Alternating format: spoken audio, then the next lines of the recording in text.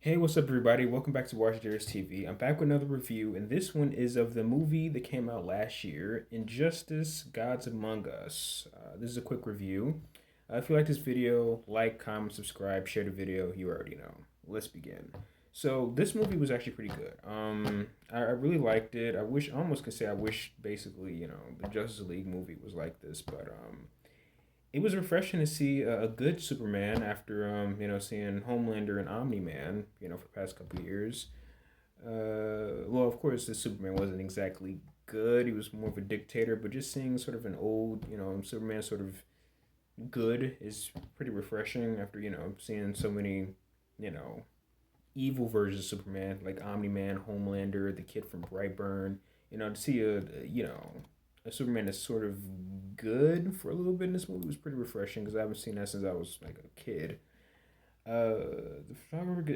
Then there was a scene where the photographer gets shot in the eye and ends up being Jimmy Olsen. This really set the tone of the movie where it's like everybody could die. It don't matter who you are. Anybody is up for the chopping block. I didn't think they were going to kill all. I don't really. I'm not familiar with the Injustice storyline. I know something about Lois Lane dying and Superman sort of becomes a dictator, and then there's sort of different villains and heroes work together to go against other villains and heroes. I guess it's kind of similar to in the Marvel movies, the Civil War, where there's Iron Man versus Captain America. I think that's what they were going when it comes to having Batman versus Superman. I guess that's this version. That's DC Comics version of a Civil War. I'm believing is the Injustice storyline.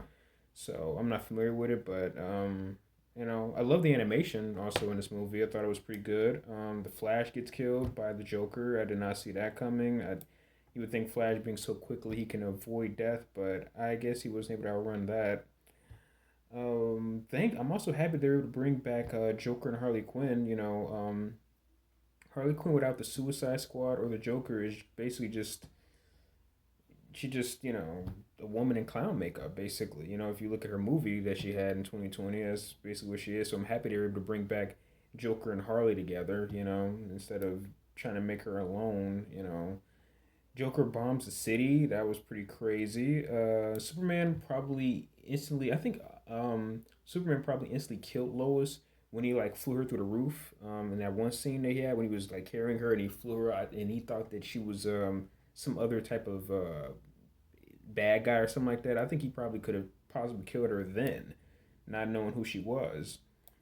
Um, this Harley Quinn kind of reminds me of the one in the Suicide Squad, I believe. I'm not sure which one I was, because I haven't seen this movie since last year, but I don't remember exactly how she looked. I don't know which Suicide Squad movie, but definitely I get the kind of vibe that that's what they were going for with this Harley Quinn. Sort of get her look based off of when she was in a Suicide Squad team. Also, the violence in this one is pretty crazy too. It's pretty wild. They really don't hold back. I probably would have loved this show. Probably loved this movie as a kid. Like all the superhero cartoons that I grew up on, like Teen Titans, Justice League, the '90s X Men.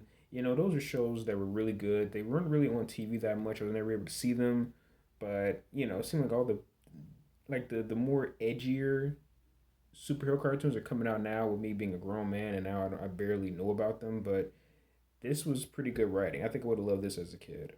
Superman and Wonder Woman becoming sort of like super cops in a way. So they sort of just become dictators. They're just these godly people just dominating everybody else after this whole Joker situation. And Superman, does this classic move of punching through Joker, and they just basically start to just become like cops in a way in this world.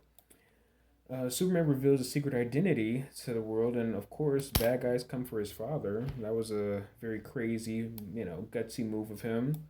I did like the scene where like Raven, she sort of like came out the mirror to get Mirror Master. I thought that was a cool scene of hers. I thought it was dope. Damian thanks Superman for killing Joker because Damian was sick of him, and Batman was going to do it. So it's wow, shows you the effects that Joker have, where he can even get somebody to thank him. Damian thanks Superman for doing it because Batman was going to do it. Shows that this world has gotten so dark where he's even going against Batman.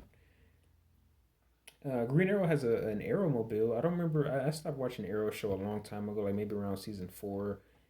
for as long as I can remember, he's always had like a motorcycle. So him having his own vehicle was interesting. I never thought that he would have his own like mobile. So that was pretty interesting to see.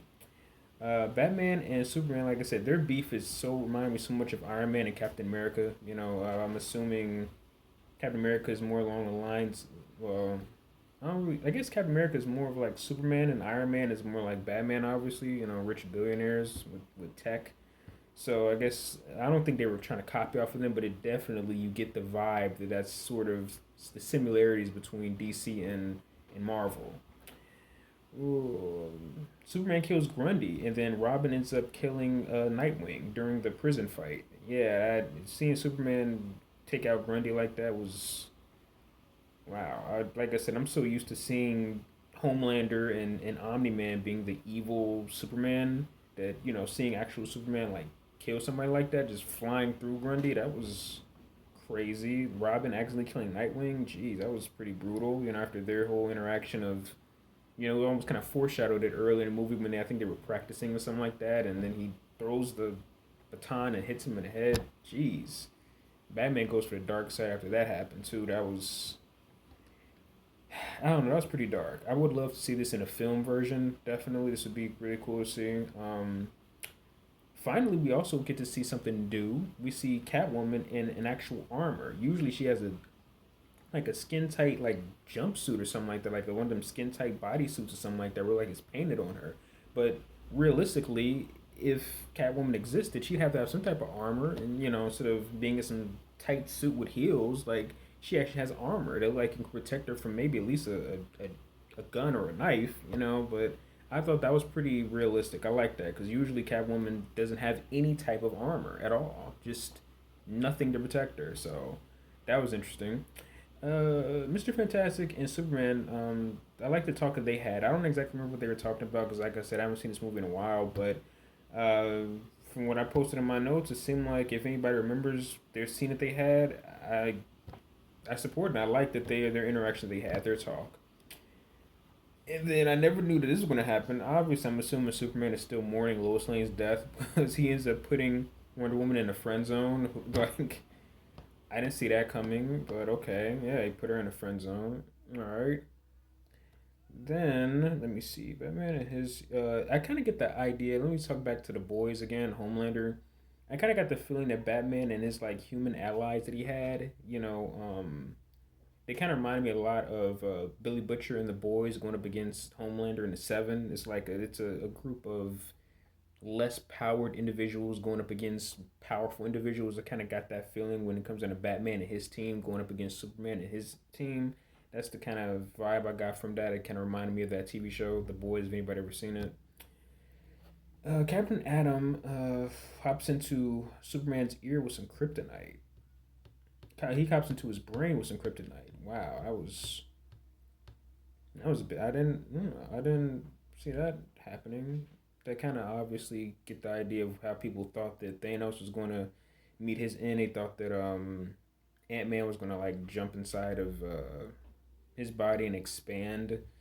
But yeah, that didn't exactly happen this time around. But yeah, that was hmm, yeah, that was a bit that was wow. It was a smart move, but clearly didn't end well for Captain Adam though. So yeah.